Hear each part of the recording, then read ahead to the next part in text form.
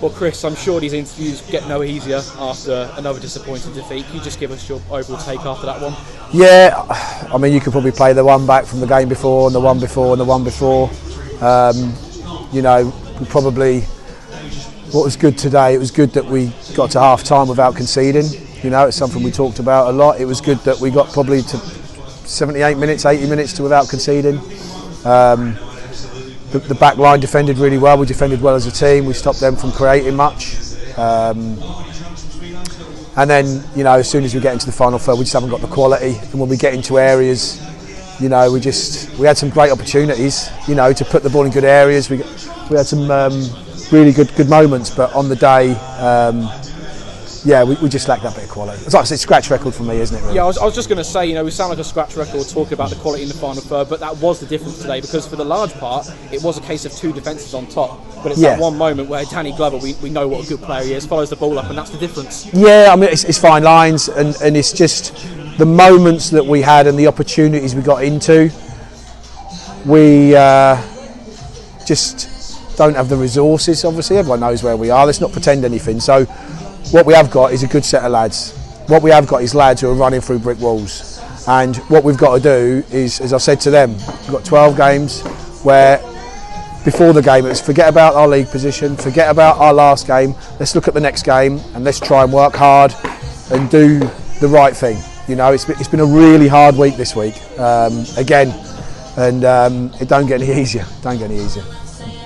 You obviously know as much as anyone how damaging that defeat will be today. The league table is obviously very grim reading at the moment. Yeah. Is it now just a case of building for next season? Well, we've got 12 games. Enjoy the 12 games. You know, it's really hard when things ain't going well. But I say to the supporters today, I mean, the supporters were good again today, and we need them. You know, the club needs them. You know, I said it in my first interview with you, Joseph. You know, what's the important thing is that Rushden Diamonds are on a football pitch next year. That is the important thing. Step 4, step 3, the important thing is the club is on the pitch. And that's what we've got to make sure we do. And the support is going to be needed for these last few games to ensure that happens, you know. So it's important time for the club, really important time. But building for next season, I want to get ready for next week. You know, it's important that as a club we all stay together. It's important the players continue to work hard. We know what we're missing. God, do I know what we're missing? Would I like to be able to resolve it? Of course I would. Am I able to? No. It's as simple as that, you know. So we've just got to make sure we keep working hard. Just coming back to the support for a moment, what have you made of it since you've arrived at the club? Outstanding, absolutely outstanding. I don't want to apologise to the supporters, because it's like, and I don't mean that in a way of other than we are trying our best and we are working really hard. I don't want to say sorry. I want to say thank you. You know, for I appreciate their support. It doesn't go unnoticed. It doesn't go unwarranted. It's not taken for granted, because I know how difficult it is. But even today, you know, it's like I think they could see the boys are trying, and I think it's not through lack of effort.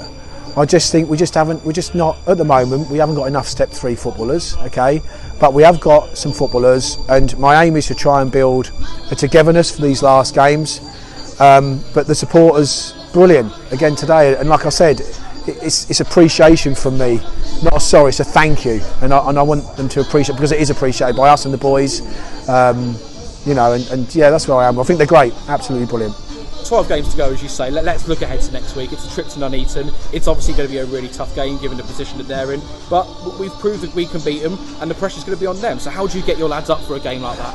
They're up for it. They're already talking about it, you know, and that's the pleasing thing. You know, I think we're going to go out for a curry tonight. I've said to the boys, you know, it's important we try and just get to enjoying football. It's a hobby for us at the end of the day. Like I said, we've had a really difficult week this week. So, and it's been a very tiring week. So we just got to pick ourselves up, brush ourselves down, and go again. Well, thanks for your time, Chris. We'll see you next week. Yeah, thanks, Joseph. Well, Miguel, I'm sure it's a bittersweet feeling for you at the moment. A man of the match performance, but fundamentally it's defeat on the day. Can you just sum up your feelings for us?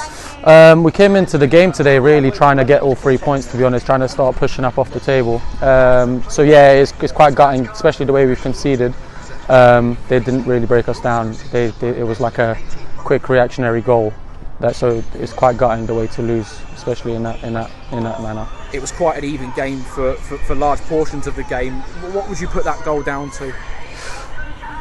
A lack of concentration probably from us as a team, to be fair. So he's got a shot off at the edge of the box, and then we just didn't follow through quick enough. The manager just, or what's his name, come in, just managed to get a little nick in there before we did. So yeah, it would have been a little lapse of concentration that we really need to get rid of in our games.